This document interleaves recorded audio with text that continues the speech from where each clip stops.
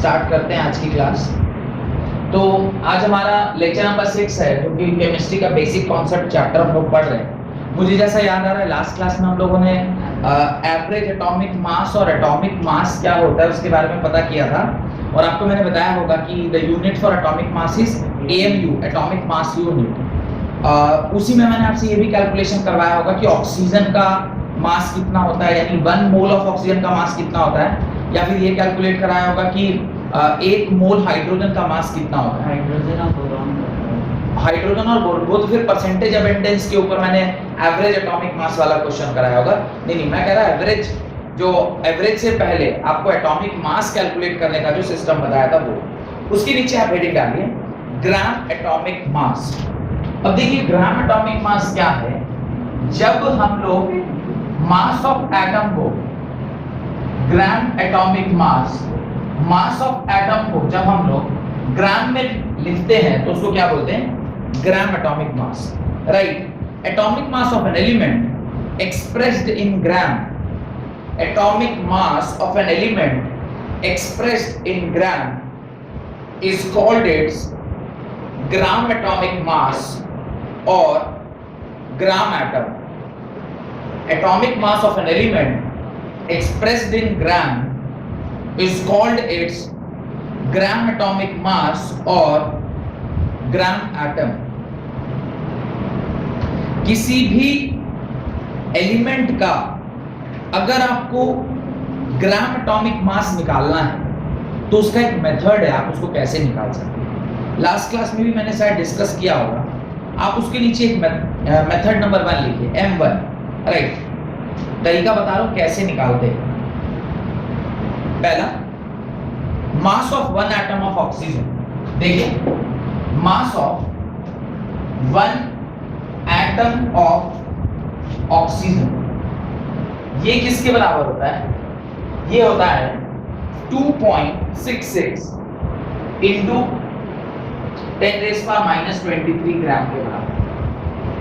मुझे निकालना है ग्राम एटॉमिक मास, मतलब 1 मोल में कितना मास होगा ऑक्सीजन का।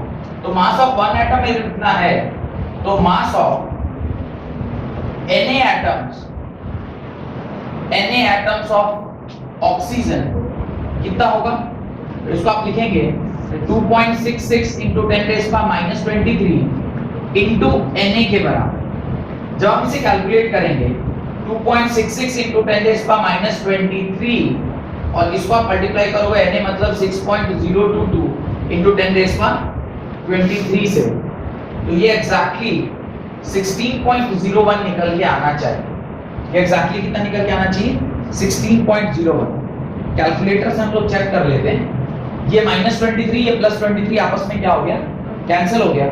2.66 इंटू 6.022 जब मैंने इसे मल्टीप्लाई किया तो वैल्यू आया 16.01, और उसके बाद भी 1-2 डिजिट है, 852 ऐसा कुछ आ रहा है। तो ये जो निकल के आया ये ग्राम, इतना gram is equal to gram atomic mass of oxygen. यानी ऑक्सीजन का जो 1 मोल ऑक्सीजन का जो मास है वो किसके बराबर है, 16.01।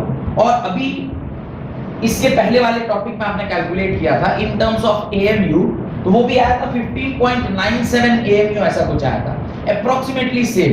चेक करिएगा जरा, ऑक्सीजन के लिए कितना आया था, 15.95 AMU आया था, ऑलमोस्ट इक्वल। तो ग्राम एटॉमिक मास एंड जो आपका एटॉमिक मास का जो वेट है दोनों ऑलमोस्ट सेम है, इसलिए डेफिनेशन लिखाया गया है atomic mass of an element expressed in gram is called its gram atomic mass और ग्राम एटम। ये पहला मेथड हुआ जिससे आप किसी भी एलिमेंट का क्या निकाल सकते हैं, ग्राम एटॉमिक मास या फिर ग्राम एटॉमिक मास या फिर ग्राम एटम निकाल सकते हैं। अभी मेथड 2 लिखिए। अगर आपने मेथड 1 लिख लिया है तो उसके नीचे आप मेथड 2 लिखिए, दिस इज मेथड 1। उसके नीचे आप M2 मेथड 2 लिखिए। What is method 2? मेथड 2 में आप कैसे लिखेंगे, मेथड 2 आएगा, right, atomic mass of oxygen, इसके नीचे आप लिखेंगे atomic mass of oxygen is equal to atomic mass of oxygen जो होता है वो mass of one element of oxygen by whole divided by 1 AMU। 1 AMU किसको बोले थे आपको ध्यान होगा, 1 AMU is the mass of 1/12 the mass of carbon atom. तो अब जब आप इसको डिवाइड करेंगे तो जो आंसर आता है वो भी देखिएगा कुछ इसी प्रकार का आएगा।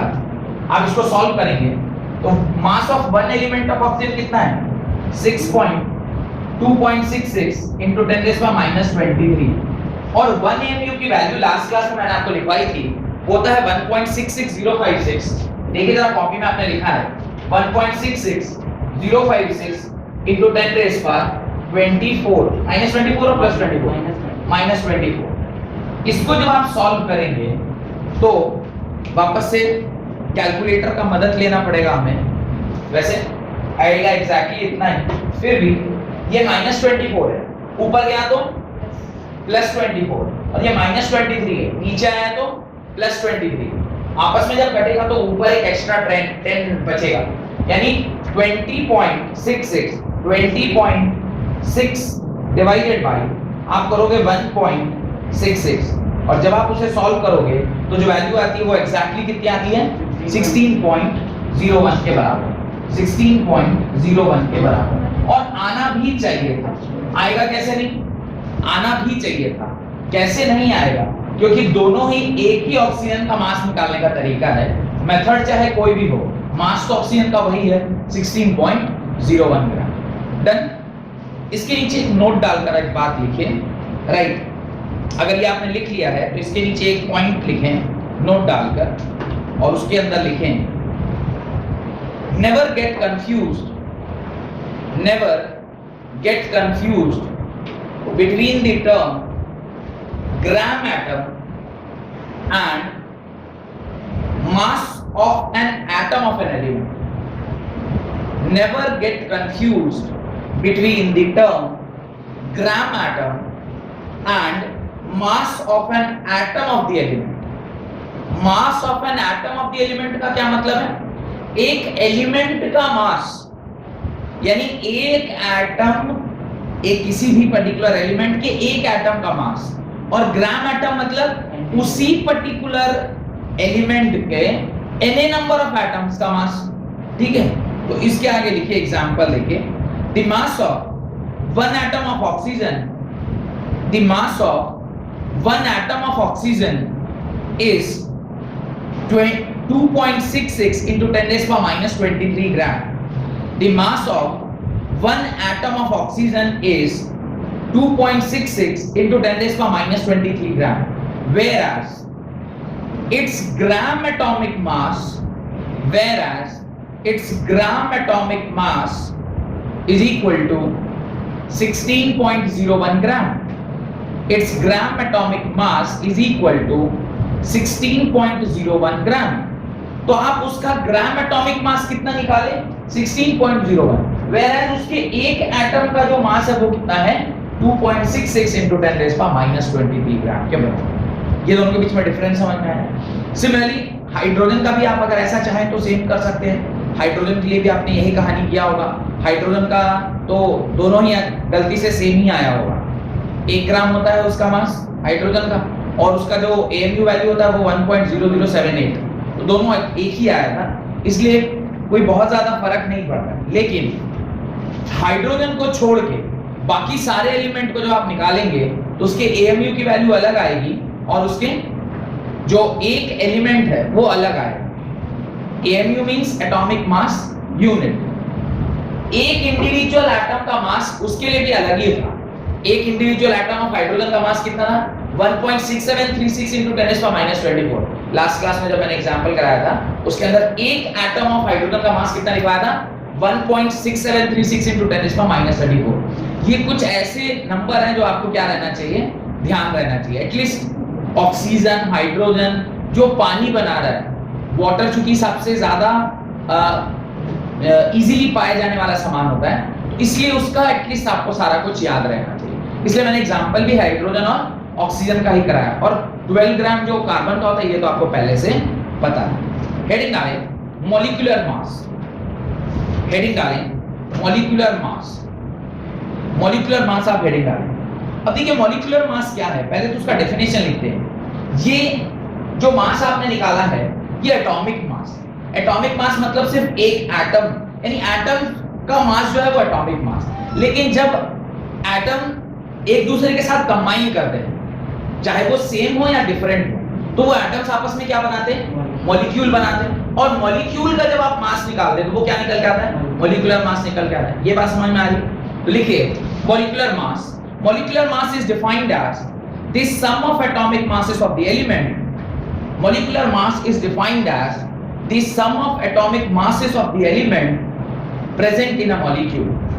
Sum of atomic masses of an element present in a molecule. In a molecule. Full stop. It is obtained by, full stop देखिए लिखिएगा, it is obtained by multiplying the atomic mass of each element.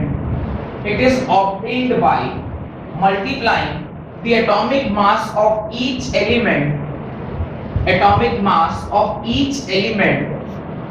It is obtained by multiplying the atomic mass of each element by the number of its atom and then adding it together. And then adding it together. And then adding it together. And then adding it together. अब मेरे से कोई पूछे बताओ molecular mass, मेरे से कोई पूछे मॉलिक्यूलर मास ऑफ CH4 क्या होगा, तो CH4 का जब हम मॉलिक्यूलर मास निकालेंगे तो आप क्या लिखोगे, 1 into atomic mass of carbon plus 4 into the atomic mass of hydrogen. यही लिखेंगे ना या और कुछ लिखेंगे, यही लिखेंगे। अब 1 into atomic mass of carbon होता है 12U। U क्यों लिख रहा हूं, क्योंकि एटॉमिक मास है, एटॉमिक मास होता है तो उसे AMU या म्यू के टर्म्स में लिखते हैं। प्लस हाइड्रोजन के लिखेंगे क्या लिखेंगे, 4 into 1.0078। 1.0078 मींस ऑलमोस्ट 1 होंगे, तो इसको आप 12 प्लस ये लिखाएंगे 4 और ये हो जाएगा 16। अगर एग्जैक्ट लिखिएगा तो 16.0078 ये AMU आएगा। This is called as AMU। अब इसको AMU तो नहीं बोल सकते क्योंकि एटॉमिक मास यूनिट तो नहीं है, तो इसको क्या बोलेंगे, MMU बोलेंगे, molecular mass unit. This will not be called as AMU because it is not the mass of an atom, it is the mass of a molecule. That's why symbol mu ही रहेगा, but it will be pronounced as molecular mass unit. 16.0078 mu is the molecular mass of CH4. Done. ऐसे किसी भी particular molecule का जब molecular mass आपसे कहेगा निकालने के लिए तो आप निकाल सकते हैं। अब इसी मॉलिक्यूल को जब हम ग्राम में डिनोट करेंगे तो इसका क्या हो जाएगा, ग्राम मॉलिक्यूलर मास। जैसे एटॉमिक मास था उसी एटॉमिक मास को आपने ग्राम में लिखा तो ग्राम एटॉमिक मास हो गया। सिमिलरली ये मॉलिक्यूलर मास है, इसी को जब आप ग्राम में डिनोट करेंगे तो क्या हो जाएगा, ग्राम मॉलिक्यूलर मास। अगला हेडिंग डालिए इस एग्जांपल के बाद, इस एग्जांपल के बाद अगला हेडिंग डालिए ग्राम मॉलिक्यूलर मास। इसके बाद एक हेडिंग डालिए ग्राम मॉलिक्यूलर मास, इसको बोलते हैं MMU। ये जो लिखा हुआ है ये MMU है। अगला हेडिंग डालें ग्राम मॉलिक्यूलर मास। लिखें molecular mass of a substance expressed in gram।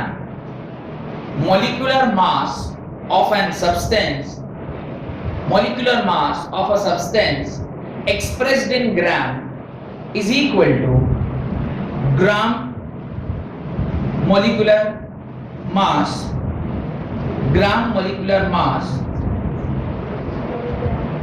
molecular mass of a substance expressed in gram is equal to gram molecular mass or gram molecule, gram molecule।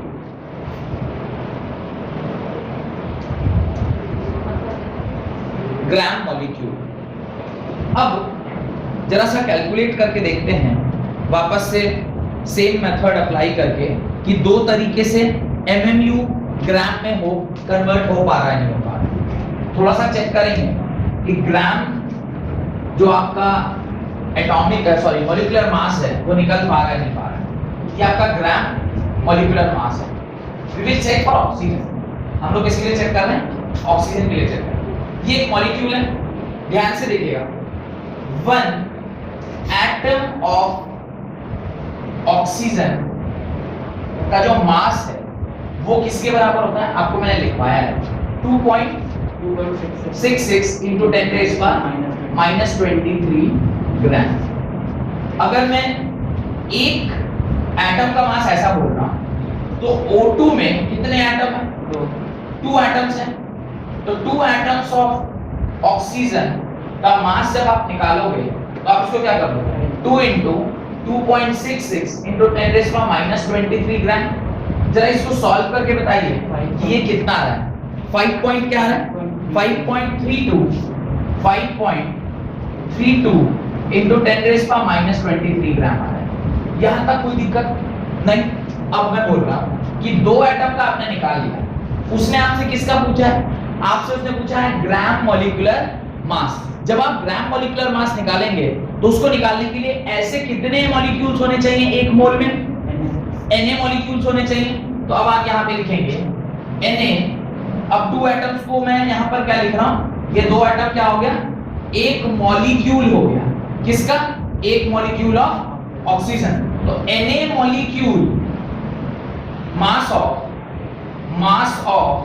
Na molecule of oxygen is equal to क्या होगा? 5.32 into 10⁻³ into 6.022 into 10⁻²3। अब आप क्या करिए, ये तो आपस में क्या हो गया? कैंसिल हो गया। इन दोनों नंबर को जरा मल्टीप्लाई करिए।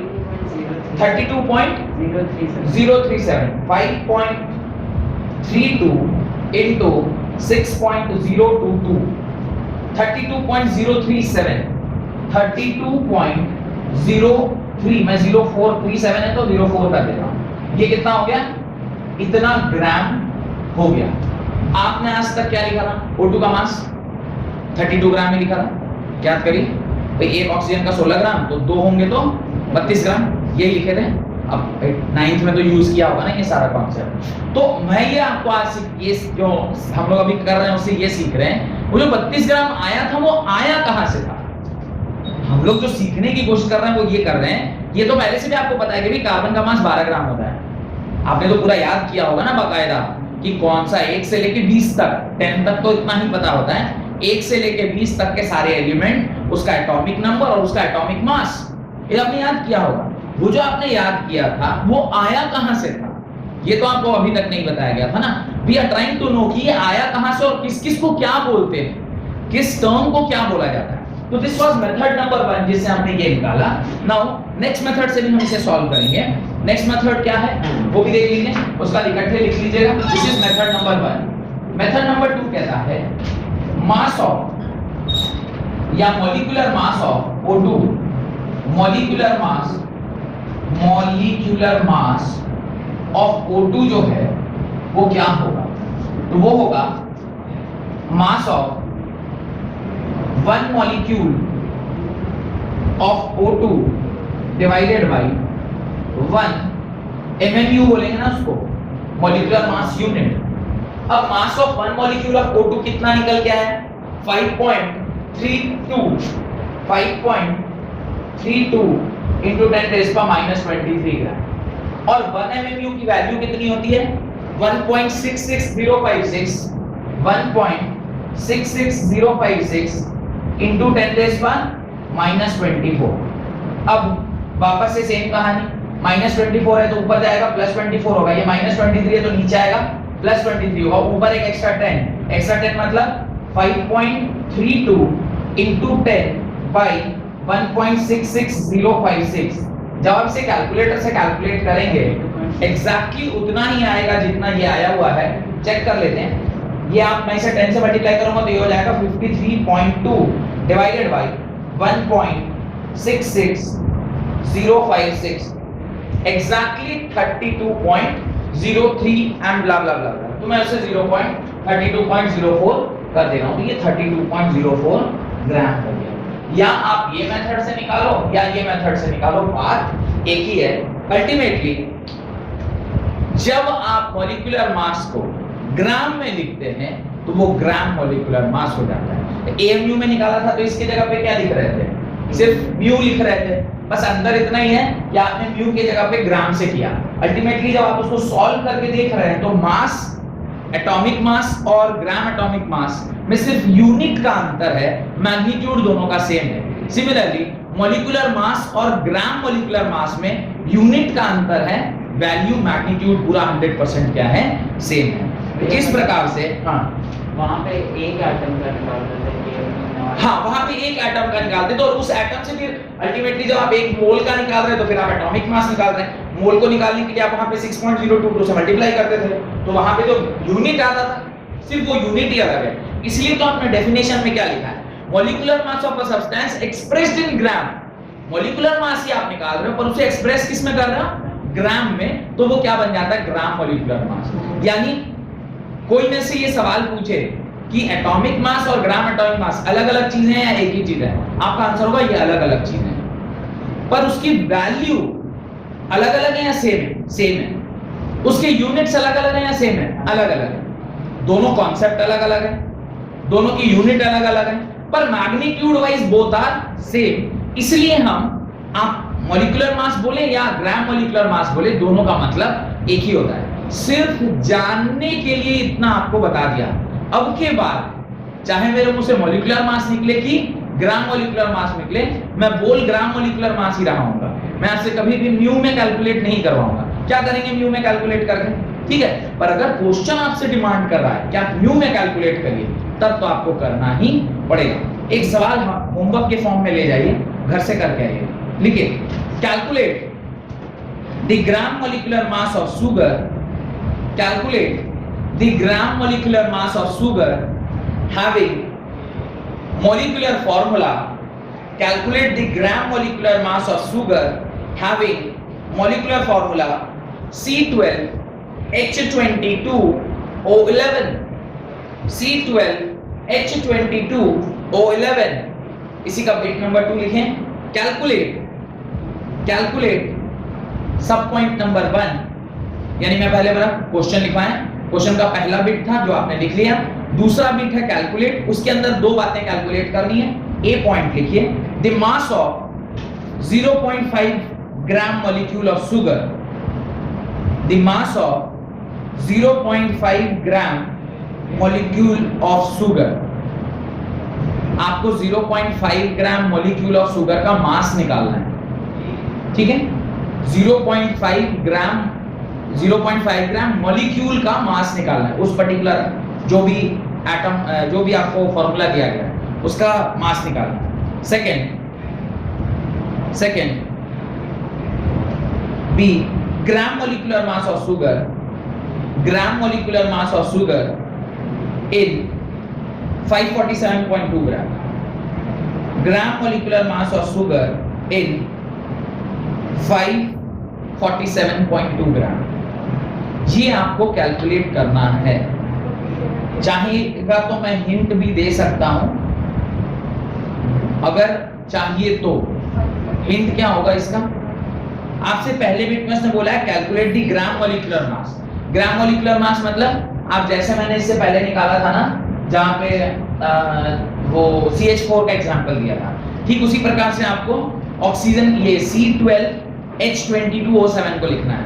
तो C12 यानी 12 into 12 प्लस फिर आप लिखेंगे H1 into 22 प्लस आप लिखेंगे 11 into ऑक्सीजन का मास होता है 16। इन सारे को मल्टीप्लाई करके जब आप ग्राम में लिखेंगे तो ये क्या आ जाएगा, ग्राम मॉलिक्यूलर मास आ जाएगा। अगर यही आपसे सिर्फ मॉलिक्यूलर मास पूछता तो आप उसको किस में छोड़ देते, AMU या MMU में आप छोड़ देते तो आपका काम बन जाता। तो चूंकि इसने ग्राम में पूछा इसलिए इसको ग्राम में कन्वर्ट कर लीजिए। अब सेकेंड पार्ट जो है क्वेश्चन का, उसने बोला है the mass of 0.5 gram molecule of sugar. अब मास पूछ रहा है कितने का, 0.5 ग्राम मॉलिक्यूल ऑफ शुगर। आपका जो आप कैलकुलेट करिएगा तो वो आएगा 342। आप जो कैलकुलेट करेंगे उसका मॉलिक्यूलर मास वो आएगा 342 ग्राम। तो 342 ग्राम बराबर 1 मोल, 342 ग्राम बराबर 1 मोल, या 1 आप इसे 1 यूनिट भी कह सकते हैं, फिलहाल आप 1 मोल बोलिए। उसने बोला है कि 0.5 मोल का कितना होगा, तो अब 0.5 मोल में कितना पाया जाएगा, तो ये अगर 0.5 मोल है तो ये कितना हो जाएगा, 171 ग्राम होगा, नहीं होगा।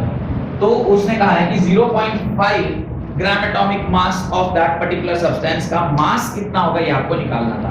तो जितना 1 मोल का इतना है तो 0.5 मोल का कितना होगा, उसको आधा कर दीजिएगा, आपका आंसर आ जाएगा।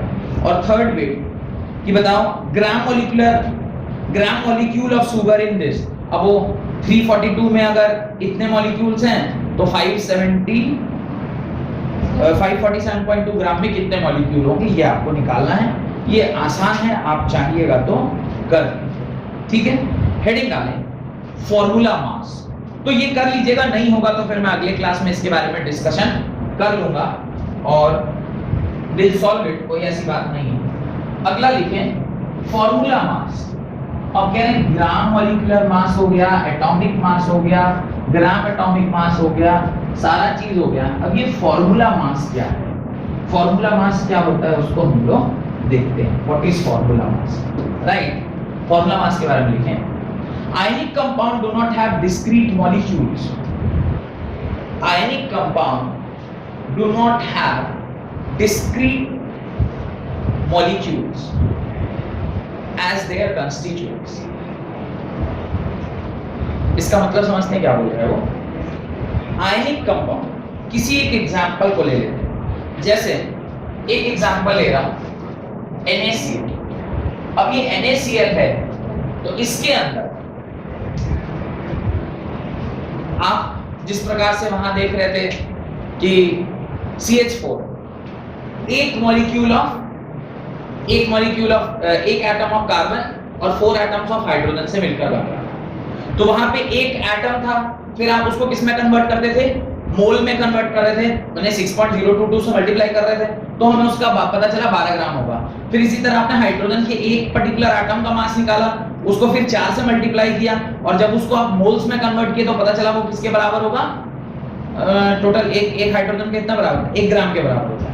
पर जहां पर हम आयनिक कंपाउंड की बात करते हैं, इस कंपाउंड्स में मॉलिक्यूल्स तो होते नहीं, एटम्स तो होते हैं, और होते भी हैं तो बहुत ज्यादा होते हैं। क्यों, उसका रीजन है कि जब आप इसको एटॉमिक लेवल पे जाके चेक करिएगा ना, तो एक स्ट्रक्चर मैंने आपसे बनवाया होगा जब मैं स्टार्टिंग में कुछ, यहाँ शायद आपको नहीं सॉलिड स्टेट पढ़ा रहा होगा तब, बॉडी सेंटर ऐसे कुछ, हाँ पढ़ाए थे क्या, इस प्रकार का एक स्ट्रक्चर जरूर बनाए होंगे पहले या दूसरे लेक्चर में, जहां मैंने कहा होगा कि ये जो आपका स्ट्रक्चर है, ये जो आपका सॉलिड है, वो उतनी आसानी से, जितनी आसानी से आप देख पा रहे हैं, वो वैसा देखने में होता नहीं है।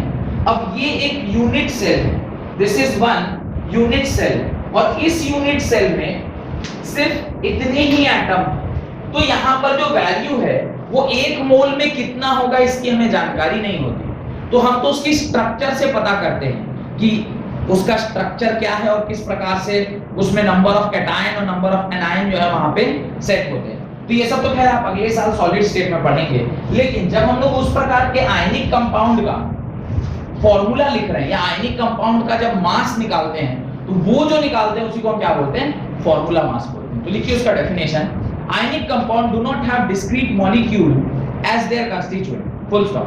In these compounds, cation and anions are arranged in a 3D structure. Cation and anion are arranged in a 3D structure.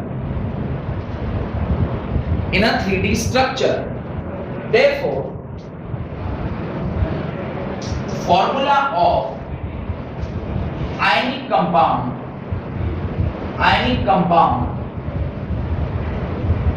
is equal to number of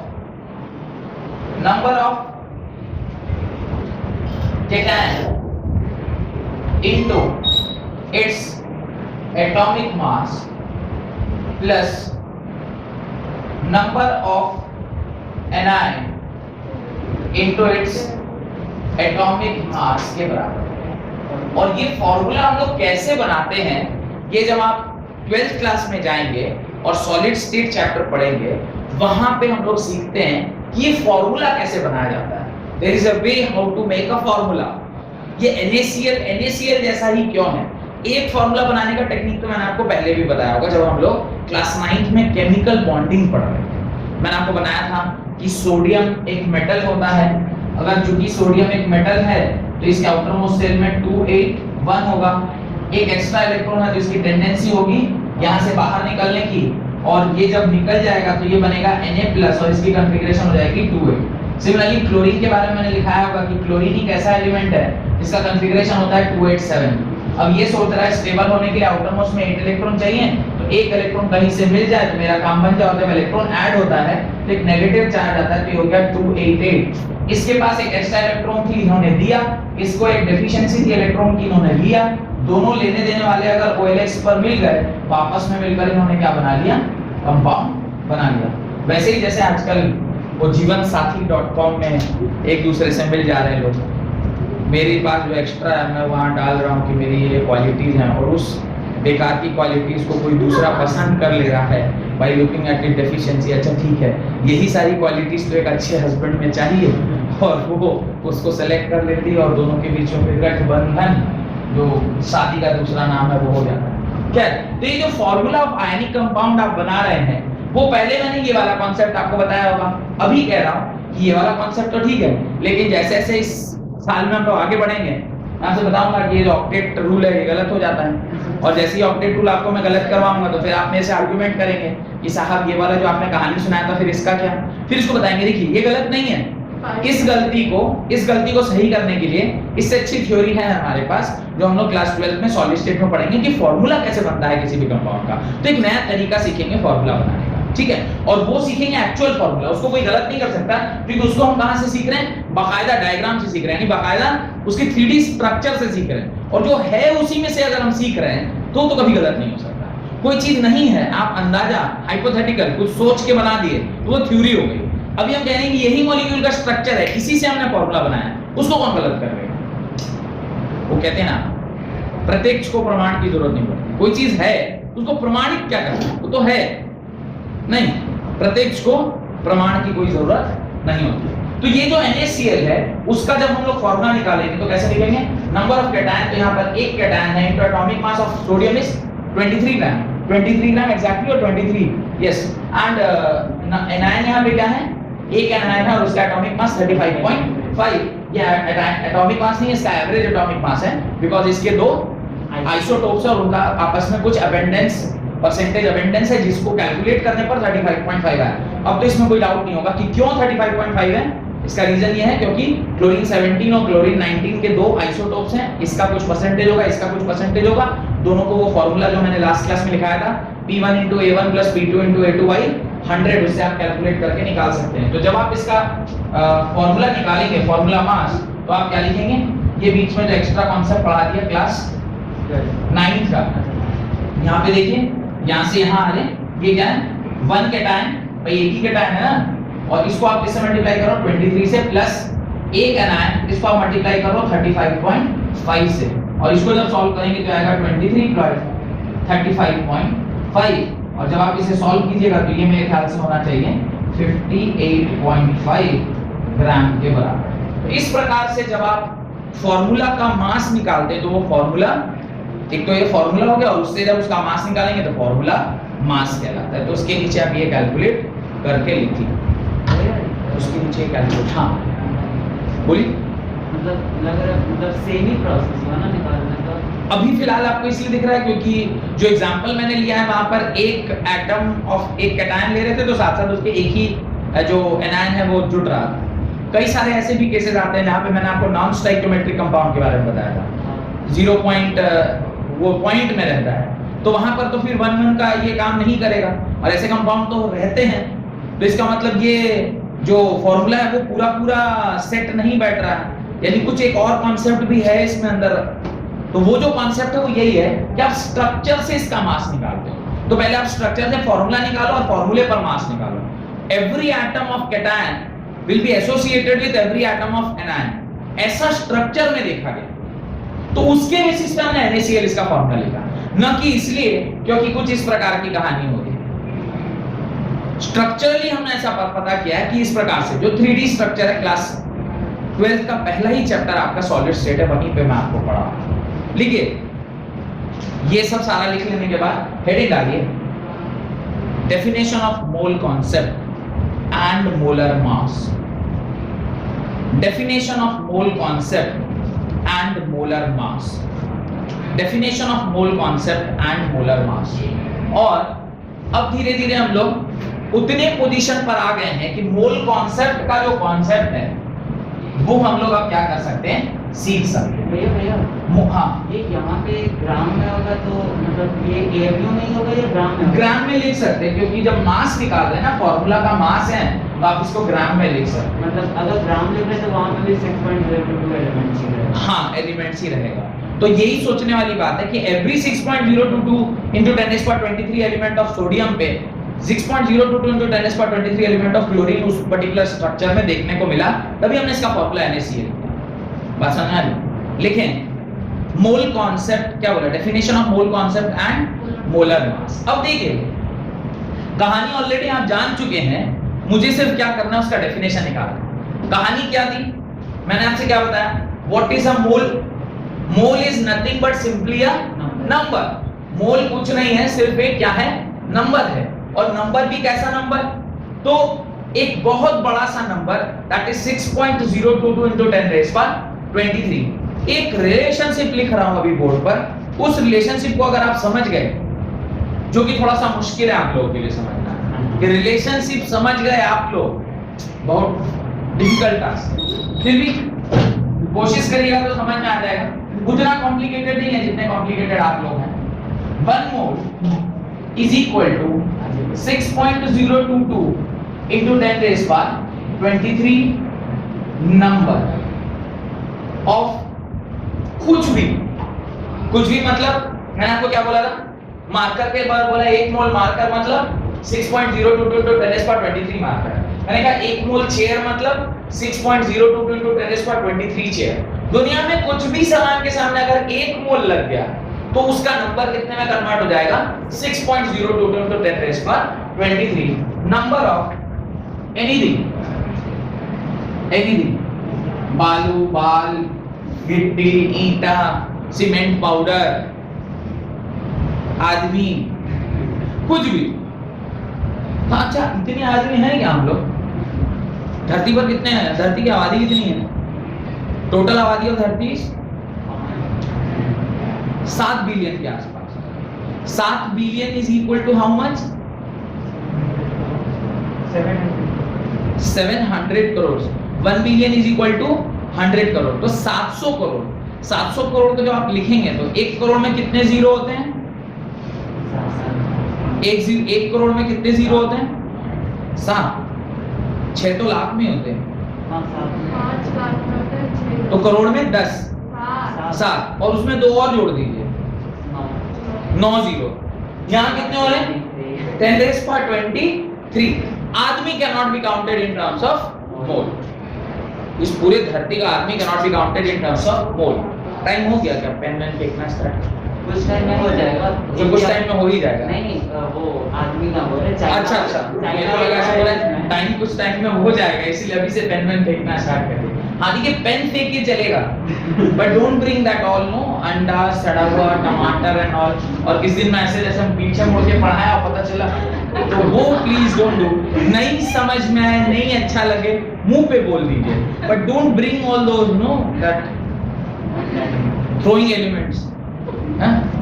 तो ये mole, 1 mole is equal to 6.022 into 10⁻23 number of anything. Second एक और concept है, 1 मोल दुनिया में कुछ भी होगा वो 22.4 लीटर, जब भी हम किसी गैस की बात करें, क्या है? 1 mole is equal to 22.4 litre. उस पर्टिकुलर लीटर में बोल रहे हैं तो जनरली गैसेस के लिए ही होगा, क्योंकि गैसेस और उसके एटम्स के लिए ही आप ये रिलेट कर पाएंगे, या कोई लिक्विड होगा तो भी आप रिलेट कर पाएंगे। सॉलिड्स के लिए ये वाला रिलेशनशिप वैलिड नहीं होगा। और तीसरा, 1 mole is equal to atomic या मॉलिक्यूलर मास जो अभी आपने निकाला है ऑफ एनी एटम या मॉलिक्यूल, तो एक मोल जो है वो इसके भी बराबर होता है।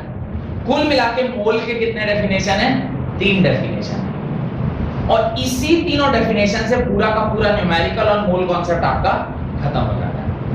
आपको सिर्फ करना क्या होता है, आपको ये चेक करना है कि आप हैं कहां पे। आपको हो सकता है मास दे दे और आपसे पूछे बताओ उसमें कितना नंबर है। मास से पहले कहां आना है, फिर मोल से सीढ़ी ऊपर चढ़िए, और उससे फिर बचपन में हम लोग एक नियम पढ़ते हैं यूनिटरी मेथड का, एक ही के नियम, यूनिटरी मेथड। अगर 5 रुपए में 10 कलम मिल रहे हैं तो 20 रुपए में कितने कलम मिले, ऐसे कुछ सवाल बचपन में हम लोग करते हैं। 5 रुपए में अगर 10 कलम मिल रहे हैं तो 20 रुपए में कितने मिलेंगे, इंटू 4, तो 40 कलम आपको मिल जाएंगे। नहीं कुछ ऐसा ही ना, तो ये क्या किया आपने, मल्टीप्लाई कर दिया, सिंपली मल्टीप्लाई किया। ये एक ही का नियम है ना, एक आम की कीमत 10 रुपए तो 50 आम की कीमत 500 रुपए, मल्टीप्लाई किया। ठीक वैसे ही आपको अगर कोई मास दिया गया है, आप मास से किस में आ सकते हैं, मोल में, because there is a relationship between mass and mole. फिर आपसे कोई पूछ ले बताओ उस पर्टिकुलर मास में कितना वॉल्यूम है, तो आप पहले मोल से ऊपर मोल शिफ्ट करोगे और फिर वॉल्यूम के साथ उसको क्या कर दोगे, रिलेट कर दोगे। बोलना जितना आसान है इतना आसान इसको करना शायद ना हो, तो उसको करने से पहले तो हम लोग उसका डेफिनेशन लिख लेते हैं कि मोल क्या है। मोल का जो डेफिनेशन है वो क्या होता है, right. The word mole means heap और पाइल, ढेर, हीप और पाइलिंग बोलते हैं ना, कोई पत्थर को एक जगह कलेक्ट कर दिया उसको पाइलिंग और स्टोन्स बोलते हैं। तो हीप और पाइल माने एक जगह इकट्ठा करके जो सामान को रखते हैं। The word mole means heap or pile was introduced by Avogadro। कौन? एवोगैड्रो ने दिया था, इसलिए नंबर भी इन्हीं के नाम का है, Avogadro number, and is defined as amount of substance that contains, is defined as the amount of substance that contains as many particles or entities as there are atoms in exactly 12 gram of carbon-12 isotopes. The word mole means heap or pile was introduced by Avogadro and is defined as the amount of substance that contains as many particles or entities as there are atoms in exactly 12 gram of carbon-12 isotopes। क्या कह रहा है, कार्बन-12 isotopes में, कार्बन-12 isotope में 12 ग्राम इस carbon में जितने number of atoms थे उनको ही उन्होंने क्या नाम दिया, 6.022 into 10⁻23, और उसे ही उन्होंने क्या बोला, 1 मोल बोला। 1 mole anything is equal to the number of atoms present in carbon-12 isotopes के 12 ग्राम में, इसी को उसने क्या नाम दिया, 1 मोल। और उसके बाद से ये नंबर जहां कहीं भी लगने लग गया, जैसे 1 दर्जन केला को आप 1 दर्जन में लेते हैं, लेकिन अगर किसी आप 1 दर्जन आम बोल दीजिएगा, ठीक है, हिसाब लगाना उसके लिए थोड़ा दिक्कत होगा कि 1 दर्जन आम की कीमत क्या होगी, क्योंकि आम जनरली केजी में बिकता है। लेकिन 1 दर्जन आम ही अगर आप बोलिएगा तो वो 12 आम चढ़ाकर, और वो कितना केजी होगा वो कैलकुलेट करके आपको बता देगा। पर ऐसा नहीं है कि 1 दर्जन आम खरीदा नहीं जा सकता। मान लीजिए कई लोग कुंवारी कन्या को खिलाते हैं 8वीं या 9वें दिन, दुर्गा पूजा में ऐसा होता है, 9वें दिन, कुछ लोग 8वीं अष्टमी को भी खिलाते हैं। वो अष्टमी या 9वीं के दिन आप वो जो कन्याएं को खिलाते हैं तो उसमें फिक्स है 9 या 10 प्लेट चाहिए रहता है, या 9 या 10 फल चाहिए होता है। अब आप गए दुकान, आपको 9 ही, मम्मी ने बोला 9 फल ले आना, मतलब 9 एग्जैक्ट 9। अब आप गए उसको बोला 9 केला देना, उन्होंने कहा ठीक है भाई 9 केला तो देना आसान है, 3/4 का फिर दर्जन वो दे देगा आपको। बोला 9 सेब देना, भाई बोले सर 9 सेब कैसा होगा, उसको तो जोखना पड़ेगा ना, वजन करना पड़ेगा। आपने कहा वजन कीजिए, जितना 9 सेब होता है मेरे को उतना ही चाहिए, उसका वजन से आपने से पैसा ले लीजिएगा, पर मेरे को तो 9 नंबर उसमें चाहिए ही चाहिए। बात समझ रहे हैं? तो मोल जो था वो basically was the number of atoms present in carbon 12 के 12 ग्राम।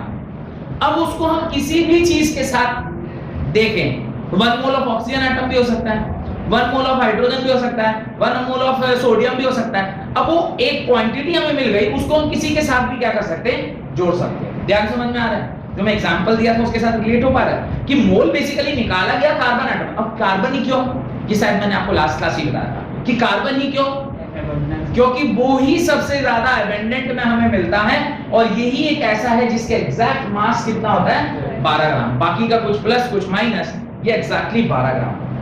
डन।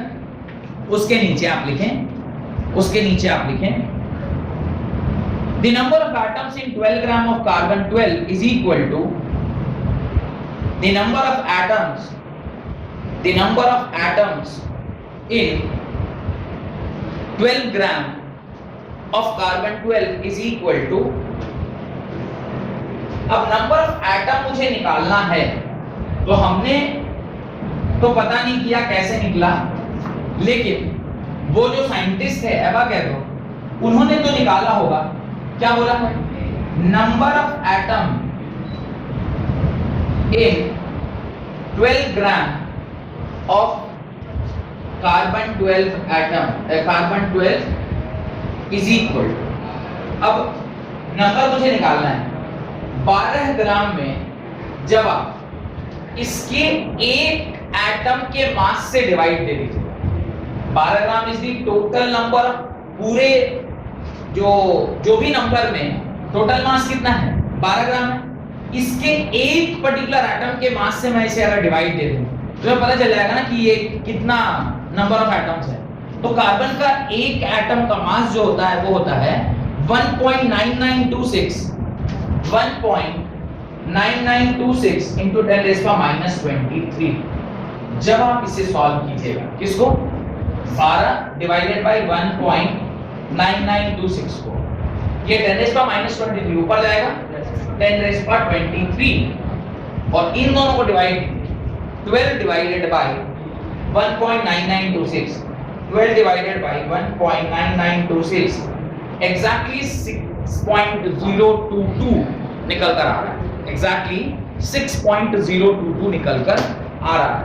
ये हो गया 6.022। इसके बाद ये का डिजिट है, तो अब मुझे समझ में आ रहा है कि 6.022 कहां से आया होगा। 12 ग्राम कार्बन में कितने नंबर ऑफ एटम, तो भाई 12 ग्राम टोटल नंबर ऑफ एटम्स का मास कितना, 12 ग्राम। इसको जब आप एक एटम के मास से डिवाइड देंगे तो पता चल जाएगा ना कि कितना मास है। जैसे ही जैसे एक बच्चे का वजन 10 किलो है और उस क्लास में 10 बच्चे बैठे हैं, तो मैं ऐसे बोलूंगा ना 100 ग्राम टोटल वजन है और एक बच्चे का वजन अगर 10 किलो है, तो 100 को 10 से डिवाइड दे दीजिएगा तो आपको 10 बच्चे का नंबर आ जाएगा। समझ में आ रहा है? एग्जैक्टली वही यहाँ पे भी हुआ। इस प्रकार से आपको ये नंबर मिला, तो इसको आप अपनी कॉपी में लिख लो। 1.9926। ये तो एक एटम ऑफ मास है, ये तो एक्सपेरिमेंटल है, हमें कैसे पता चलेगा? नहीं, मुझे वो क्वेश्चन में दिया रहता है। ना ना ना, कुछ चीजें आपको ध्यान रखनी पड़ेगी, कुछ चीजें आपको ध्यान रखनी पड़ेगी। डन। नेक्स्ट, वैसे ही आपसे कोई पूछेगा नहीं। और ये जो 1 ग्राम का, ये जो 1 ग्राम का एक एटम का मास है, ये हम ऐसे डे टू डे लाइफ में तो निकाल नहीं सकते। आप समझ रहे हैं आप क्या बोल रहे हैं? आप एक सेल का मतलब एक आदमी के एक सेल का मास पूछ रहे हैं, समझेंगे क्या? आदमी का मास तो समझ में आता है। You are asking what is the mass of one cell of an human being? Impossible. या if it is possible, not with the normal measuring devices, कुछ तो हाई टेक्निकल डिवाइस लगेगा जो एक सेल का मास आपको कैलकुलेट करके बताएगा। वो पढ़ा होगा आपने 9 माइटोकॉन्ड्रिया, न्यूक्लियस, सेल वॉल, पता नहीं क्या क्या सब पढ़ा है। सेल वॉल प्लांट सेल में होता है ना? हाँ, तो मतलब गलत क्या बोल गया मैंने, सेल में तो होगा।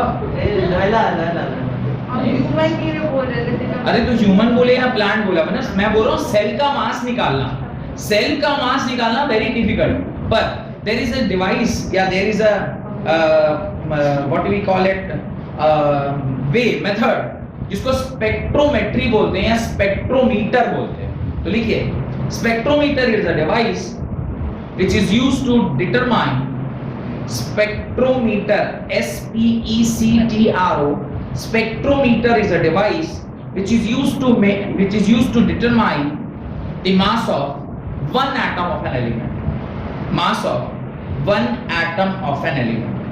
एक एटम ऑफ एन एलिमेंट का जो मास है वो हमें निकालने में काम में आता है। कोई दिक्कत? तो अब ये जो डाउट आपके मन में आया भी होगा गलती से कि ये सब मास आप कहां से लिख ले रहे हैं, तो इसको निकाला जा सकता है, पर हम लोग डायरेक्टली नहीं निकाल सकते। कुछ हाई एंड टेक्निकल डिवाइसेस होते होंगे जो इसको निकाल सकते हैं। अब मैं ये तीनों आपने स्टेटमेंट लिखा नहीं लिखा जो मैंने अभी ऊपर लिखा है कि 1 मोल किसके बराबर, इसको ना कोई बहुत बड़े से डब्बे में very very very very very very important करके आप लिख लीजिए, क्योंकि इसी से सारे सवाल बनने हैं। सवाल आपका अगर कोई कैलकुलेट होगा तो वो इसी से होगा। 1 mole is equal to this much, 1 mole is equal to 22.4 litre, 1 mole is equal to atomic या मॉलिक्यूलर मास या formula mass of an atom और मॉलिक्यूलर कंपाउंड। ये आपको अपनी कॉपी में लिख लेना चाहिए, क्योंकि कहानी यहीं से बनने वाली है। अब ये जब आपने अपनी कॉपी में लिख लिया है, नहीं आप बोल रहे हैं लिखने के लिए। नहीं लिखे, अरे ये सब तो लिख लेना चाहिए बोर्ड पर कुछ भी। अच्छा आप समझा रहे थे तो आप लोग समझ भी रहे हैं। इसलिए नहीं लिख रहे थे। क्या बात। ये एनीथिंग जो मैंने लिखा है ना, इसको आप डिफाइन कर सकते हैं कि या तो एटम होगा या मॉलिक्यूल होगा, क्योंकि केमिस्ट्री की बात कर रहे हैं, या फिर कंपाउंड होगा। एनीथिंग मतलब बाल बालू ये सब गिनने मत लगाइएगा। बोले नहीं हम तो पेड़ के पत्तों को गिनेंगे सर, अब तो बस आप बस हो गया, आपको जितना जीवन जीना था जी लिए, अब तो बस पेड़ के पत्तों को गिनना है और इसी में मेरी जिंदगी है। और गाना गाते चल रहे हैं, हम तू ही जिंदगी, नहीं वो नहीं, उसका गाना कुछ और है, तू ही आशिकी है बोलता है। नहीं तू ही आशिकी है बोलता है। तू ही जिंदगी, आशिकी भी नहीं था आजकल। ये आशिक जिंदगी ये सबसे इतने दूर चले गए, साला फिट ही नहीं होता, मतलब काफी दूर चले गए इन सब वर्ड से। और कुछ आप लोगों के बीच में ऐसे होंगे जो अभी अभी इस वर्ड्स के तलाश में होंगे, या कुछ उस वर्ड को तलाश रहे होंगे या तलाश चुके होंगे, और दिन भर दिन रात बस वही मोहब्बतें वाला गाना वायलिन बजाते हुए आप कहीं घूम रहे हैं, पीछे से पत्ते वगैरह उड़ रहे हैं, कुछ इस तरह का सीन बनता होगा आपके जीवन में। अभी ही बनने का उम्र है, हम लोग की उम्र में आएगा तो पत्ता सब मुरझा जाएगा, वो सब साला पपड़ी बन गया। भैया आप ऑन कैमरा ये बात बोल रहे हैं तो हाँ ये कोई गलत थोड़ी बता रहे हैं यार। शादी वादी हो जाने के बाद तो ऐसे मतलब वो पत्ते उत्ते सब वो देख के भी लगता है कि मुरझाए हुए पत्ते, मतलब हवा भी बह रहा होता है ना, तो लगता है ये तो पुरानी हवा है, नई कहाँ बह रही है। भैया ये बोल दिया हर दिन का कैलकुलेट क्वेश्चन लिखिए, हो गया। अरे लिखने का टाइम दिए थे आप लोग तो लगे। Calculate the number of atoms in the following, calculate the number of atoms in the following. आपको नंबर ऑफ एटम्स कैलकुलेट करना है, ये नंबर ऑफ एटम्स पहला लिखिए 1 mole of CO2, 1 mole of CO2 is equal to dash molecule of CO2, dash molecule of CO2. 1 mole of CO2 is equal to dash atom of carbon. 1 mole of CO2 is equal to dash atom of oxygen. 1 mole of CO2 is equal to dash molecule of O2। ये 4 bit हैं, इनको जरा आपको solve करना है कि 1 मोल CO2 में कितने मॉलिक्यूल ऑफ CO2 होगा। आंसर आपका क्या होगा? Na 6.022 into 10⁻23 भाई। जहां मोल वर्ड देखा, मैंने क्या बोला, अगर आपसे कोई ये भी पूछ लेना कि 1 मोल पंखा कितना होता है तो आपका आंसर होगा 6.022 into 10⁻23 पंखा। मुश्किल है, आदमी इतने नहीं होते तो पंखा कहां से होता। पर अगर आपसे कोई पूछ ले तो आपका आंसर यही होगा कि 6.02 × 10⁻23 पंखा, यानी इसको आप Na लिखेंगे और Na का मतलब होता है 6.02 × 10⁻23। 1 मोल CO2 में कितने एटम ऑफ कार्बन है? 1 मोल CO2 में कितने एटम ऑफ कार्बन है?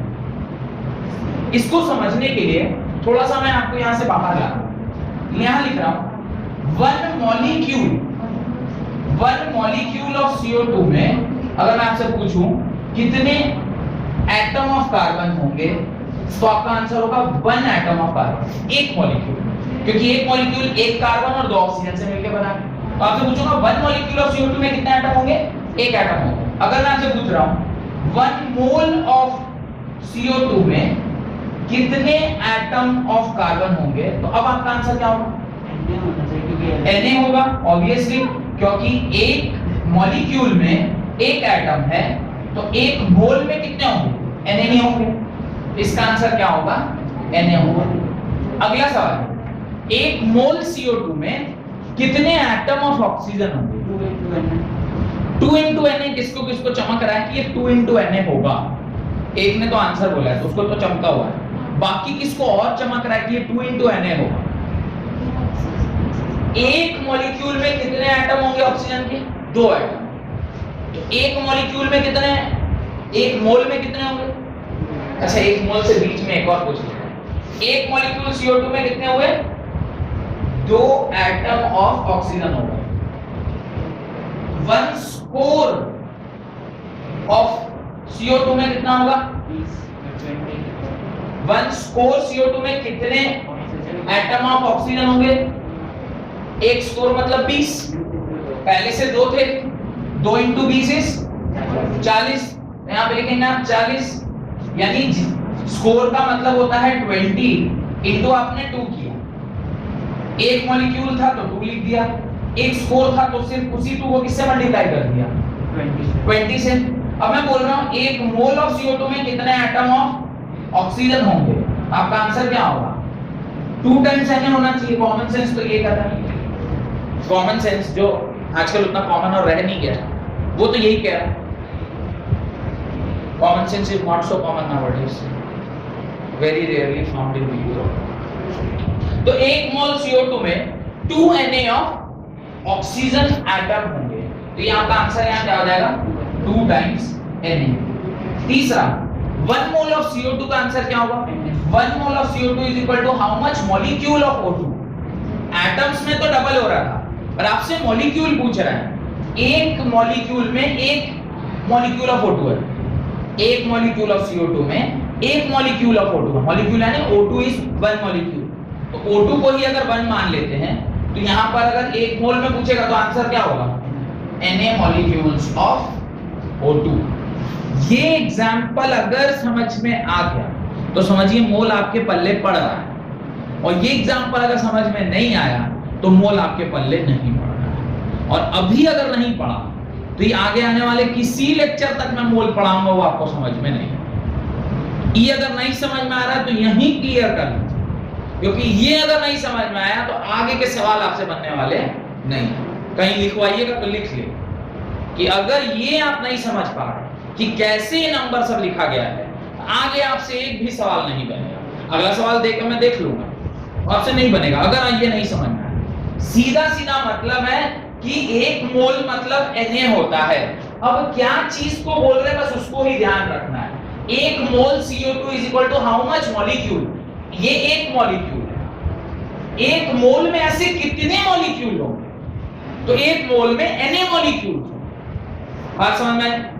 दूसरा, एक mole CO2 is equal to कितने एटम? तो पहले मेरे को ये चेक करना चाहिए ना कि एक मॉलिक्यूल में कितना एटम होता है। एक मॉलिक्यूल में कार्बन का एक एटम, अभी तो एक का नियम से भी करिएगा तो समझ में आ जाएगा कि एक मॉलिक्यूल में एक एटम, तो Na मॉलिक्यूल में Na एटम्स, तो इसलिए एक मॉलिक्यूल में आपने Na एटम लिखा।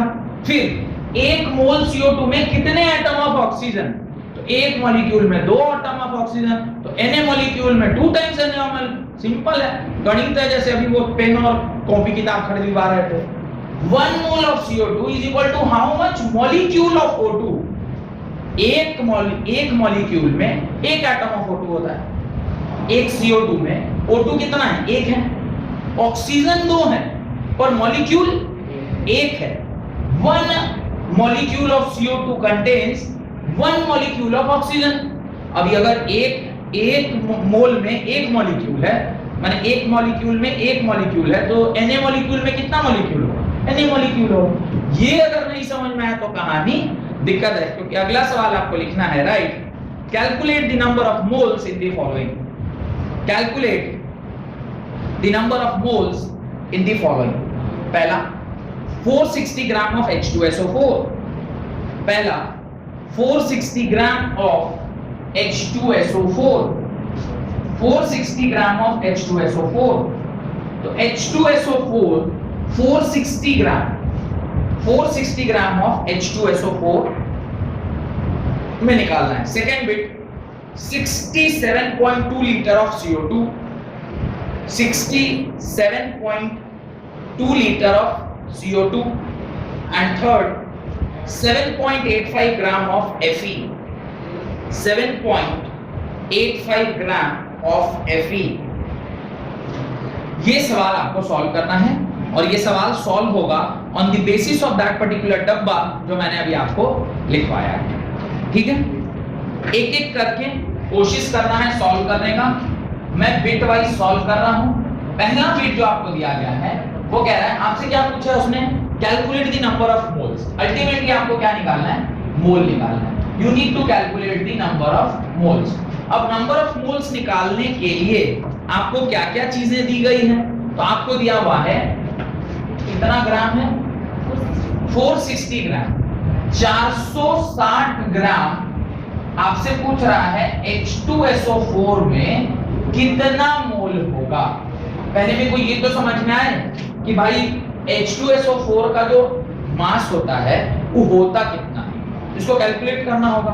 तो मॉलिक्यूलर मास जब आप कैलकुलेट करेंगे mm, वो कितना होगा? Twice of hydrogen plus 1 molecule into 32 plus 4 molecules into 16।